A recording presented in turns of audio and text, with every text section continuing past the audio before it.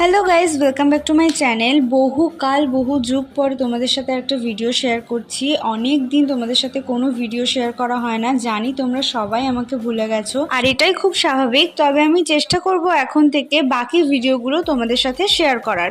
আজকের ভিডিওটা হলো আমি নাচের কিছু গয়না বানিয়েছিলাম, সেগুলোই আবার নতুন করে রং করব, তাই ভাবলাম তোমাদের সাথে একটু শেয়ার করি। আসলে এই গয়নাগুলো যেহেতু অনেকদিন আগে বানানো, আমার হাতেই বানানো পুরোটা, সেহেতু রংটা একটু উঠে গিয়েছিল। আর কাগজের উপর একমাত্র ফেব্রিক রংটাই ভালো যাবে, সেই জন্য আমি সবকটা গয়না ফেব্রিক রং করে নিচ্ছিলাম। তোমরা দেখে কমেন্টে জানিও গয়নাগুলো কেমন লাগছে। মোটামুটি সবকটা গয়নায় লাল রং করে নেওয়ার পরে একটু ফাঁকা লাগছিল বলে আমি সাদা ফেব্রিক দিয়ে বাকি ডিজাইনটুকু করে নিচ্ছিলাম। আর আমার বাড়িতে এমন আকাল পড়েছে যে একটা সরু তুলি আমি খুঁজে পাচ্ছিলাম না ডিজাইনগুলো করার জন্য।